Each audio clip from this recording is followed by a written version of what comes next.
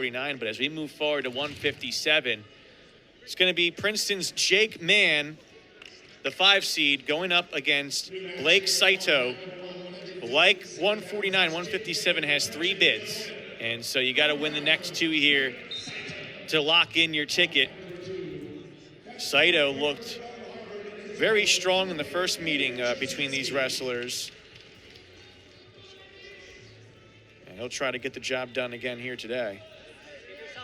That was a 12-0 major decision for Saito back on February 2nd. Mann was pinned by Jimmy Harrington 74 seconds into the opening round matchup, while Saito 9-4 decision over Richard Fedelen, but a 3-0 decision loss against Jude Swisher. That was a tough one to take for Saito, who again has his eyes on making it to the NCAA tournament and really as good of a chance as anybody on this Brown roster being nationally ranked. Keep the bet leg turn. He'll get the 3 and grab the lead just a little bit more than a minute into this first period.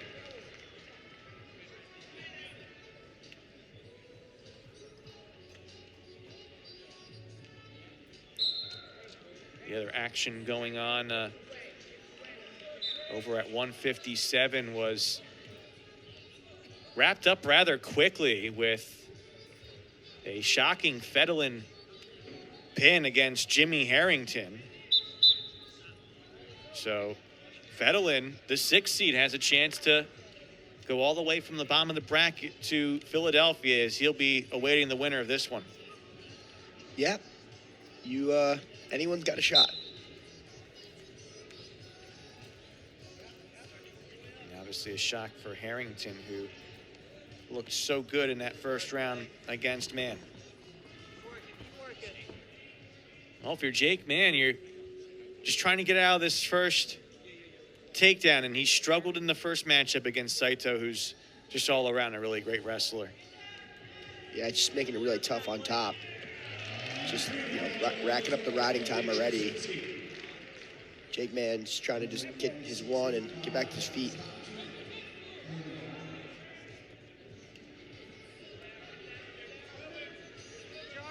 Got that torque up high around the chin with kind of that chicken wing-like position on the right side against Mann.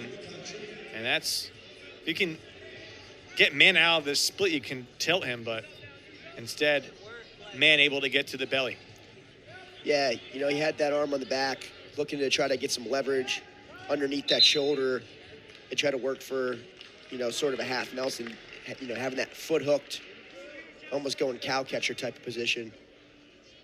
Unable to do so, but he's doing, Saito doing a really good job so far. Going to get a stall call here out of Jake Mann, just going to work on top so far.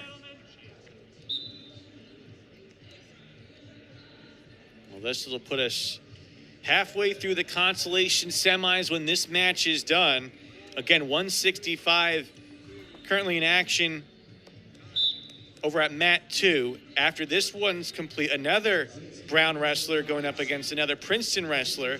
That's Keegan Rothrock against Blaine Berge. Now 2 bids available at 165, but again, the case for these wrestlers at that upcoming weight class. As you're looking at mat 2 quickly between Berg and Trzynski, you're just trying to find the best position. If you happen to be granted an opportunity to wrestle in Philly, you'll take it. But for the time being, end out potentially your season on a win streak, winning the last 2 and getting 3rd place. Absolutely. Saito leading now 4-0 after the early period 2 escape. Again, what a story for one Jacob Mann for Princeton. His first duels competition was against NC State at 141. Then he moved up to 149 at Midlands. And then took over 157 in duels, and that was for Princeton, a very open spot early in the dual season. And Mann started to pull off win after win and really locked in that spot. And albeit what's been a tough start to the Ivy tournament for him, he here at 157 in a weight class that top to bottom, all 6 wrestlers have an opportunity to earn an NCAA tournament spot. Yeah. Jake Mann, I really liked what I've seen since he's gone up to 157. He's got a lot of energy. Nice shot here. See if he can finish, but he's been opening up a lot more and wrestling a lot more freely. Didn't quite have enough space to drive through, so now Saito's trying to take advantage. You're seeing where his height and his length are helping him out as he's trying to split himself around Mann, who's keeping desperate hold of that right leg. But Saito eventually works the strength. Mann got a little bit too flat on that shot. Saito takes advantage to go up 7-0. Yeah. Saito almost tried to go bundle there. Kind of got Jake Mann's, elbows kind of too close together and tied him up a little bit, able to capitalize on a counterattack. Short time in period number 2. And will be the first 5 rounds between these 2 wrestlers this year. 19-0 the advantage for Saito.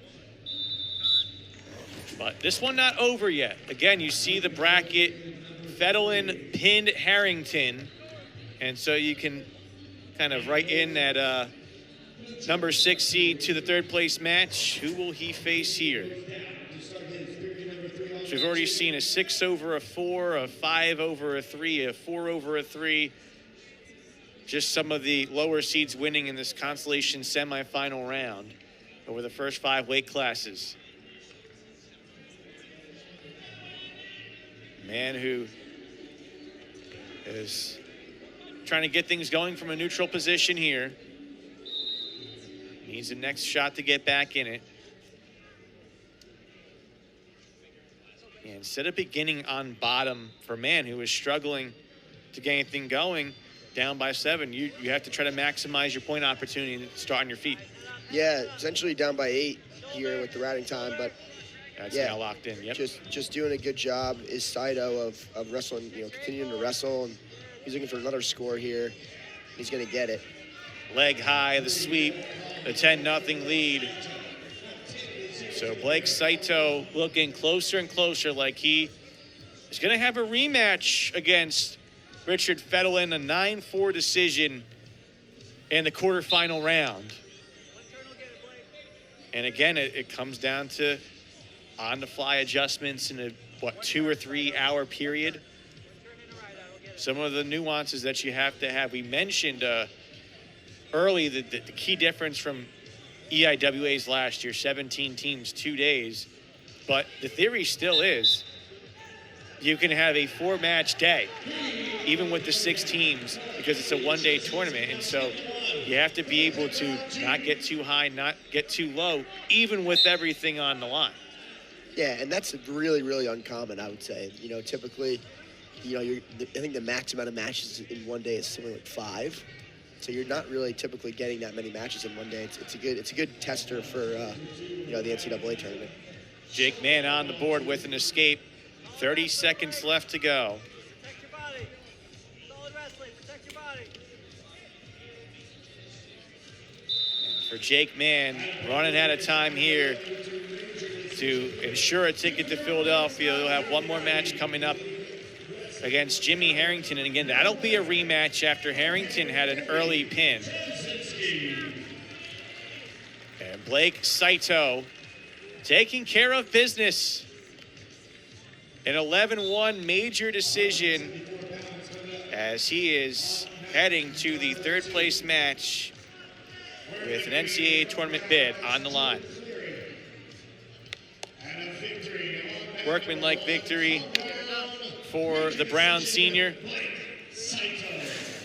And that'll give us an opportunity to go to 165. One more look at Saito's victory. Yeah, got off to a good start and just kept the pace up. Scored a lot of points. Had to be excited about what he accomplished.